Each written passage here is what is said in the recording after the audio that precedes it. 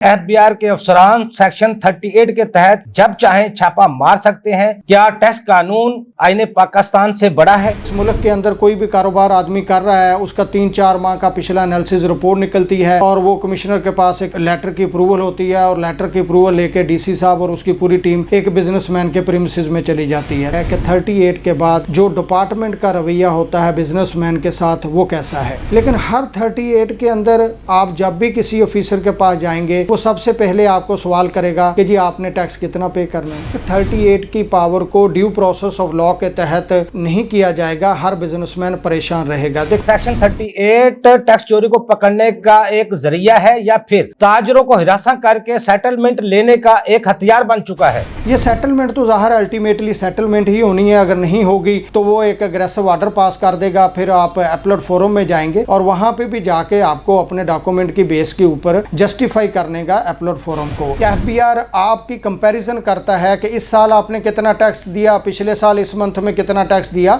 तो आज अगर आप एक सेटलमेंट की खातिर जाके टैक्स पे कर देंगे without having any order from the assessing officer, तो वो अगले सालों के लिए भी आपके लिए प्रॉब्लम बन सकती है। क्या ये टैक्स वसूली है या कारोबार तबाह करने का एक हथियार? इस मुल्क के अंदर पहले ही बहुत सारे बिजनेसमैन, मल्टीनेशनल कंपनियां इस बेस की वजह से पाकिस्तान में इन्वेस्टमेंट अपनी पहले भी नहीं कर रही और जो कर चुकी हैं वो भी अपने एसेट्स वगैरह और अपने बिजनेस को बेच के बाहर जा रही हैं। इसीलिए हमारे मुल्क की इंपोर्ट बढ़ती है क्योंकि हम अपने लोकल जितने भी मैन्युफैक्चरर हैं उनको कोई फैसिलिटी नहीं देते। एड का इतलाक हमेशा छोटे और कमजोर ताजरों पर ही होता है या ताकतवर और अशराफिया कानून से बालातर हैं? देखें, जो बंदा भी इस मुल्क के अंदर टैक्स की चोरी कर रहा है उसके खिलाफ वही एक्शन होना चाहिए जो एक छोटा कारोबार मेला एडमिनिस्ट्रेशन में इन्वॉल्व है उसके खिलाफ एफबीआर 38 की प्रोसीडिंग की रिकवरी की इनिशिएटिंग कर। डिजिटल दौर में एफबीआर किसी कंपनी का डाटा और पासवर्ड ले ले तो इसकी क्या जमानत है कि उस कंपनी का जो हसास मालूमात है वो महफूज रहेंगी? क्या हमारे मुल्क के अंदर सबसे बड़ा जो डीम्ड असेसमेंट का कंसेप्ट लेके आए वो सबसे बड़ी इस मुल्क के अंदर ज्यादती है। तो हमारे सिस्टम के अंदर ये फ्लॉज तो हैं जिसकी बेस के ऊपर बिजनेसमैन कोई ना कोई जो है वो फैसिलिटी अवेल कर लेता है।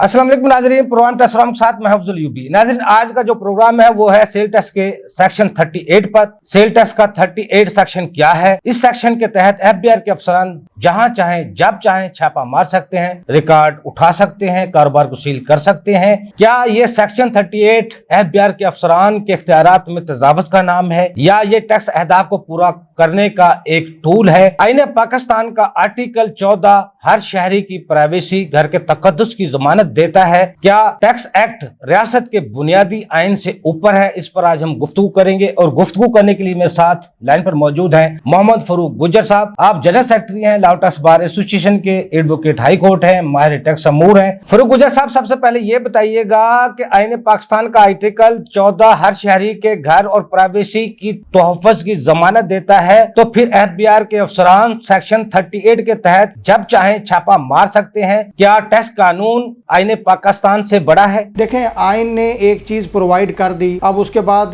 सेल्स टैक्स एक्ट का सेक्शन 38 पावर देता है कमिश्नर को और कमिश्नर जो है वो किसी भी प्रीमिसेस के लिए अपनी टीम तश्कील दे के तो उस पर रेड करवा देता है। देखें, एक्चुअली जो लॉ का पर्पस होता है वो ये होता है कि लॉ की प्रोविजन है सेल्स टैक्स एक्ट की, उनको ट्रू स्पिरिट के साथ इस्तेमाल करें, उसके पीछे कोई इस तरह की इंटेंशन ना हो। अब होता यह है कि इस मुल्क के अंदर कोई भी कारोबार आदमी कर रहा है, उसका 3-4 माह का पिछला एनालिसिस रिपोर्ट निकलती है और वो कमिश्नर के पास एक लेटर की अप्रूवल होती है और लेटर की अप्रूवल लेके डीसी साहब और उसकी पूरी टीम एक बिजनेसमैन के प्रीमिसेस में चली जाती है। देखें, जब कोई भी टैक्स अथॉरिटी किसी भी बिजनेसमैन की प्रीमिसेस में जाती है तो सबसे पहले उसकी गुडविल जो है वो शेक होती है। उसको मार्केट के अंदर पता चलता है कि जी फलां शॉप के ऊपर 38 का रेड हो गया, और जब ये लोग वहाँ पे रेड करने के लिए जाते हैं उसका बिजनेस में जो भी चीजें वगैरह होती हैं, उसके कंप्यूटर्स वगैरह वगैरह को सीज कर लेते हैं और उसके बाद उसका जो मटेरियल होता है वहाँ पे पड़ा हुआ, बेशक वो सॉफ्ट में हो, हार्ड कापीज़ में हो, वो सारी चीज़ों को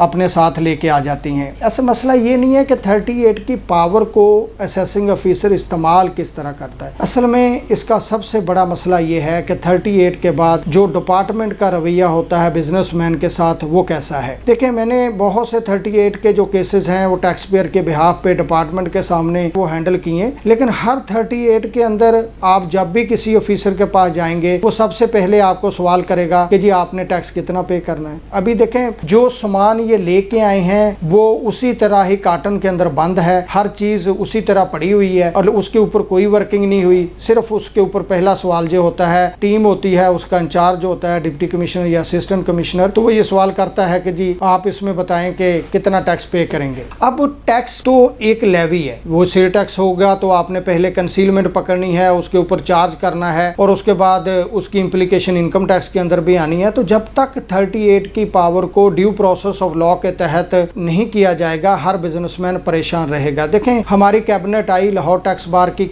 आपको पता है कि 28 मार्च को इलेक्शन हुए, हमारी कैबिनेट ने राणा साकम मनीर साहब की क़यादत में चार्ज लिया। हमने हर चीफ कमिश्नर के साथ जाके मीटिंग की और वहाँ पे ये मसला on the behalf of the businessman उठाया और हमने देखें, पावर को इस्तेमाल करने से हम नहीं रोकते। एज ए टैक्स कंसल्टेंट हम कभी भी ऑफिसर को नहीं कहेंगे कि आप अपनी पावर का इस्तेमाल ना करें, लेकिन उस पावर के पीछे जो ड्यू डिलिजेंस होती है उसके पीछे ड्यू डिलिजेंस को पूरा अडॉप्ट होना चाहिए। आपको सब्सटेंस ऑफ द ट्रांजैक्शन का पता होना चाहिए। आपको एक टैक्स पेयर से टैक्स लेने से पहले उसकी पूरी इन्वेस्टिगेटिव रिपोर्ट बननी चाहिए। उस इन्वेस्टिगेशन को करने के बाद आप उससे एक ड्यू टैक्स की लायबिलिटी डिमांड करें तो वो बंदा पे कर देगा। यहाँ पे इस मुल्क के अंदर आपसे 38 की रिकवरी हो जाती है, अब उसको कहा जाता है कि जी आप चालान लेके आ जाएं, हम आपकी प्रोसीडिंग को कंक्लूड कर देंगे। तो वो बंदा तो प्रेशर में आके, क्योंकि उसका बिजनेस सीज होता है। अब देखें, जब किसी बंदे का बिजनेस सीज हो जाएगा उसके बहुत से इम्पैक्ट होते हैं। जब बंदा एक बिजनेस कर ही नहीं सकेगा तो उसके ऊपर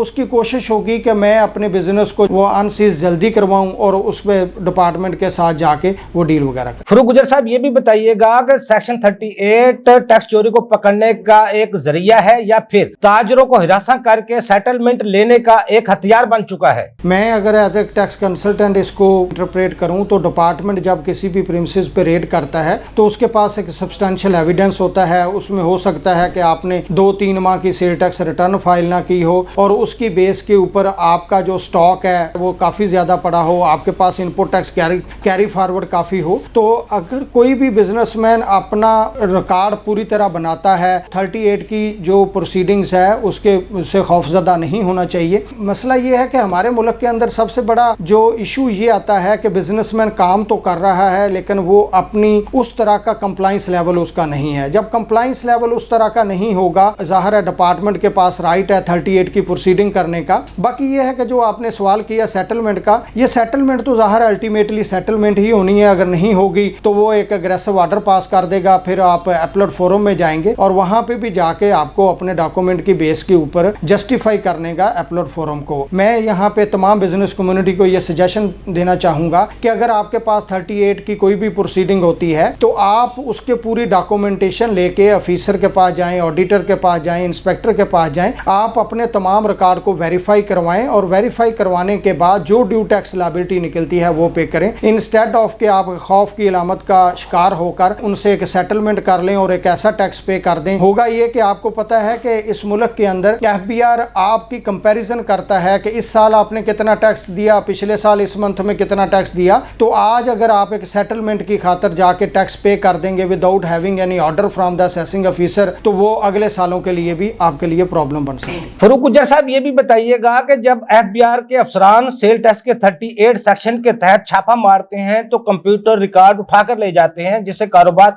बंद हो जाता है। क्या ये टैक्स वसूली है या कारोबार तबाह करने का एक हथियार? देखिए, मैंने जैसे आपको पहले कहा कि 38 की जो इनके पास पावर है उसे ड्यू प्रोसेस ऑफ लॉ के तहत होना चाहिए। और अगर आप किसी भी बिजनेसमैन का रिकॉर्ड लेके आते हैं तो वो रिकॉर्ड आप इस नज़र से ना उठाएं कि मैंने इससे हर सूरत में टैक्स लेना है, बल्कि यह है कि आप ड्यू टैक्स लें। अदरवाइज आपको पता है कि इस मुल्क के अंदर पहले ही बहुत सारे बिजनेसमैन, मल्टीनेशनल कंपनियां इस बेस की वजह से पाकिस्तान में इन्वेस्टमेंट अपनी पहले भी नहीं कर रही और जो कर चुकी हैं वो भी अपने एसेट्स वगैरह और अपने बिजनेस को बेच के बाहर जा रही हैं। सोचना चाहिए कि हमें अगर बिजनेसमैन को हम फैसिलिटेट करेंगे तो रेवेन्यू भी बढ़ेगा। और बेसिकली यह है कि confidence to get the businessman is most important. जब तक आप बिजनेसमैन का कॉन्फिडेंस हासिल नहीं करेंगे तो उस वक्त तक हर बिजनेसमैन खौफजदा रहेगा। खौफजदा की अलामत में उसका बिजनेस भी नहीं चलेगा, वहाँ काम करने वाले लोगों को जो तनख्वाह भी नहीं मिलेगी और आगे जो भी उसकी आइटम है मार्केट के अंदर आने से। इसीलिए हमारे मुल्क की इंपोर्ट बढ़ती है, क्योंकि हम अपने लोकल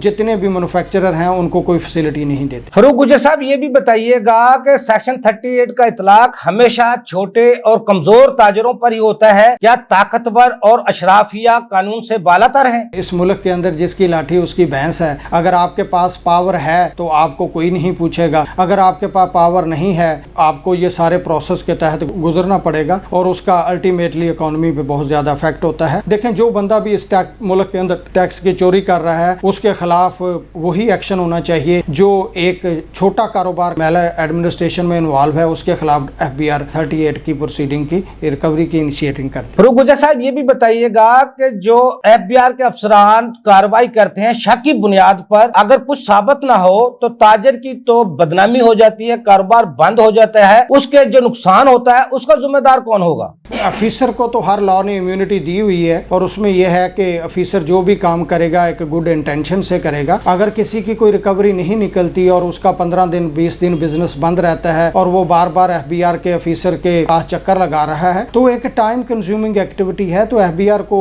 बड़ों को इसके बारे में सोचना चाहिए कि हमें इस तरह की प्रोसीडिंग करने से पहले तमाम चेक एंड बैलेंस रखने चाहिए कि वाकया ही ये बंदा टैक्स फ्रॉड या टैक्स की मेल एडमिनिस्ट्रेशन में इन्वॉल्व है या नहीं है। Merely on the basis of certain document किसी बंदे के खिलाफ इस तरह की प्रोसीडिंग करना बिल्कुल गलत है। फरूक गुज्जर साहब, ये भी बताइएगा कि डिजिटल दौर में FBR किसी कंपनी का डाटा और पासवर्ड ले ले तो इसकी क्या जमानत है कि उस कंपनी का जो हसास मालूमात है वो महफूज रहेंगी? देखें, जब आपसे कभी भी वो 38 में कोई भी चीज लेके जाता है तो वहाँ पे हैंडिंग ओवर ऑफ स्टॉक और वो तमाम के ऊपर एक साइन होते हैं, उसमें ऑफिसर भी साइन करते हैं और 2 या 3 उसमें विटनेस होते हैं। तो अगर आप इस तरह की चीज FBR को दे रहे हैं तो सोच समझ के देनी चाहिए, क्योंकि FBR को वो टैक्स पेयर या रजिस्टर्ड पर्सन के क्रेडेंशियल से ज्यादा FBR के पास वो राइट तो सारा है। आज के दौर में देखें डिजिटल इनवॉइसिंग का ये कंसेप्ट लेके आए, लेकिन वो भी अभी आप देखेंगे तो फुली तौर पर जो है वो इन्फोर्सेबल नहीं है। अब हमारे यहाँ असल में प्रॉब्लम ये है कि एक ह्यूमन बीइंग की कैपेसिटी FBR के अंदर वो बहुत कम है कि हमारे मुल्क के अंदर सबसे बड़ा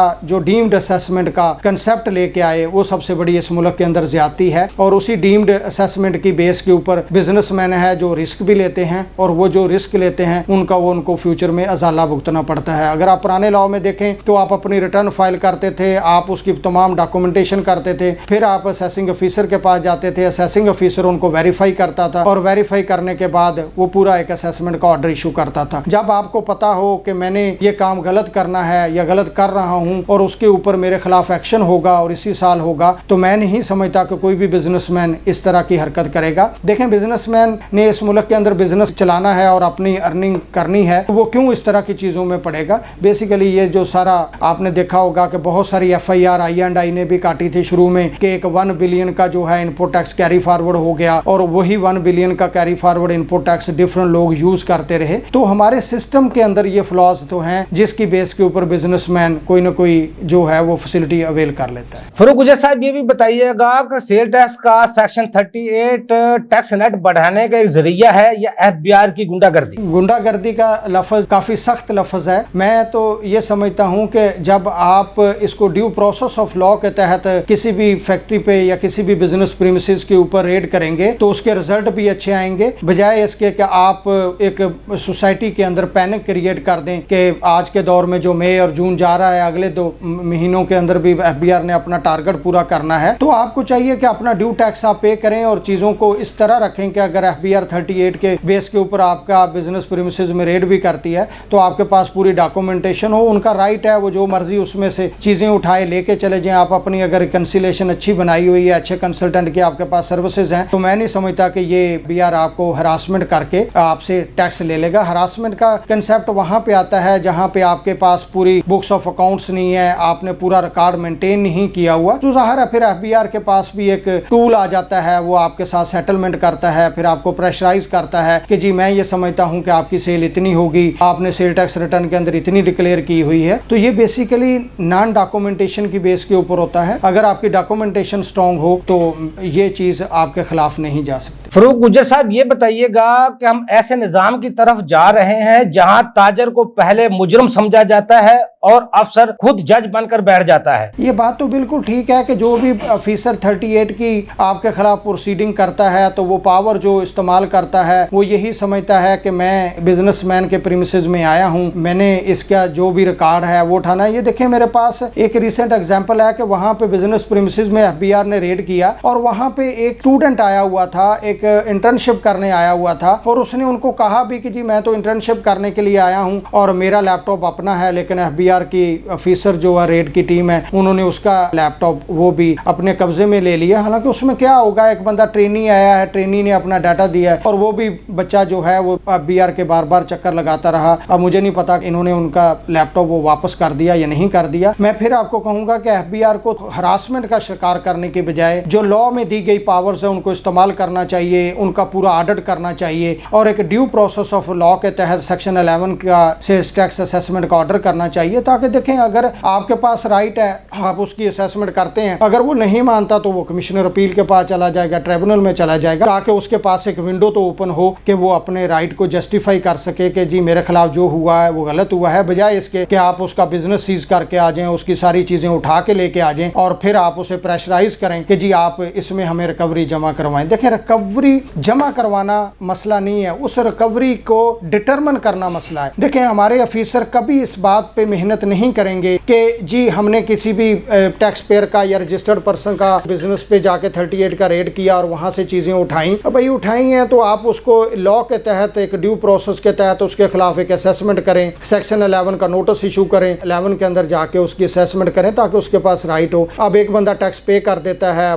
बाद में वो अपना माल लेके चला जाता है, कोई एक ऑर्डर शीट के अलावा कुछ नहीं होता ताकि वो किसी जगह प्रेजेंट कर सके कि जी मैंने आज से 4 साल बाद अगर यही प्रोसीडिंग ओपन होंगी तो उसके पास कोई डॉक्यूमेंट हो, कोई एविडेंस हो, दे सके उस ऑफिसर को कि मैंने 4 साल पहले इस 38 के माध्यम में ये पैसे जमा करवाए। फरूक गुज्जर साहब ये बताइएगा, अगर सेल टैक्स का सेक्शन 38 इतना ही मुअस्सर है तो पाकिस्तान की टैक्स टू GDP रेशियो अब तक इतना कम क्यों है? तो देखें 38 की वजह से आपकी GDP रेशियो नहीं बढ़ेगी। GDP रेशियो उस वक्त आपकी बढ़ेगी जब आप लोकल इन्वेस्टर को, फॉरेन इन्वेस्टर को पाकिस्तान में आके कारोबार करने की सहूलत देंगे, आप अपनी इंपोर्ट को कम करेंगे, आप अपनी एक्सपोर्ट को बढ़ाएंगे। क्योंकि जो ट्रेड डेफिसिट होता है वो सबसे बड़ी पाकिस्तान की बदकिस्मती ये है कि हमारे मुल्क के अंदर जो भी अगर आप माल यहाँ यूज कर रहे हैं तो 99% आप लगा लें, 90% लगा लें, वो सारा इंपोर्ट माल होता है। जब इंपोर्ट होता है हमारी एक्सपोर्ट कम है और उसकी बेस के ऊपर हमारा ट्रेड डेफिसिट बहुत ज्यादा हो जाता है। फरूक गुज्जर साहब आखिर में ये भी बताइएगा कि सेल टैक्स का सेक्शन 38 और इनकम टैक्स का सेक्शन 175C, इस दोनों में फर्क क्या है? क्या ये दोनों कवानीन अवाम के इंसानी हकूक की खिलाफ वर्जी करते हैं? देखें 175C का जो सेक्शन है ये लास्ट ईयर फाइनेंस एक्ट के अंदर इंसर्ट हुआ था। इसके अंदर बोर्ड को और चीफ कमिश्नर को पावर दी थी सब्जेक्ट टू सर्टन कंडीशंस उसमें लिखी हुई हैं कि आप किसी भी बिजनेस प्रीमिसेस में जाके, क्योंकि होता ये था कि जब ये लोग 38 की प्रोसीडिंग करते थे तो उसके लिए इनको एस्टेब्लिश करना पड़ता था कि वो बंदा सेल टैक्स के अंदर रजिस्टर्ड होगा तो फिर वो 38 की वो प्रोसीडिंग करेंगे और 38 में जो भी प्रोसीडिंग को ये कंक्लूड करते थे उसमें रिकवरी मेयर जो होते थे वो सेल टैक्स की डिमांड की माध्यम में होते थे। लेकिन लास्ट ईयर जो है 175C का सेक्शन आया, उसकी बेस के ऊपर बोर्ड को और चीफ कमिश्नर को ये पावर दे दी गई कि वो किसी भी बिजनेस प्रीमिसेस में जाके उसकी प्रोडक्शन चेक कर सकते हैं, उसका स्टॉक चेक कर सकते हैं, उसका रिकॉर्ड पूरा चेक कर सकते हैं और वहां पे अपनी जो टीम है उसको डिप्यूट कर सकते हैं तमाम बिजनेस एक्टिविटी को मॉनिटर करने के लिए। बेसिकली ये इसलिए सेक्शन आया कि जो लोग सेल टैक्स में तो रजिस्टर्ड नहीं थे, इनकम टैक्स में रजिस्टर्ड थे, हम उनकी जो है वो चीजों को कैसे एवेलुएट कर सकें कि वो जो ड्यू टैक्स है गवर्नमेंट में पे कर रहे हैं या नहीं कर रहे। तो 175C इन्वोक हुआ। ये दोनों पैरेलल सेक्शन है, 38 सेल्स टैक्स के अंदर है और 175C जो है वो इनकम टैक्स के अंदर है और इनकी दोनों अपना वो सेल टैक्स एक्ट के तहत इन्वोक होता है और ये इनकम टैक्स ऑर्डिनेंस के तहत इन्वोक होता है। बहुत शुक्रिया फरूक गुजर साहब, आपने हमें टाइम दिया। नाजरीन, हमारे एक्सपर्ट की आपने गुफ्तगू सुनी। अगर हुकूमत टैक्स नेट को, टैक्स बेस को बढ़ाना चाहती है तो लोगों को हिरासा करने की बजाय, खौफजदा करने की बजाय, उनके कारोबार को सील करने की बजाय उनको सपोर्ट करे और ऐसे कवानीन, ऐसी पॉलिसियां मुरतब करे जिससे टैक्स पेयर भी खुश हो, हुकूमत भी खुश हो। जब दोनों सतून मजबूत होंगे, दोनों खुश होंगे, दोनों पार्टनर खुश होंगे तो टैक्स बेस भी बढ़ेगा, टैक्स नेट भी बढ़ेगा। अगर ये दोनों चीजें बढ़ती हैं तो किसी भी मुल्क की तरक्की को रोकना नामुमकिन है। अगले प्रोग्राम तक के लिए अफजल यूबी को इजाजत दीजिए। अल्लाह हाफ़िज़। पाकिस्तान जिंदाबाद। देखिए प्रोग्राम टैक्स और अवाम अफजल अयूबी के साथ।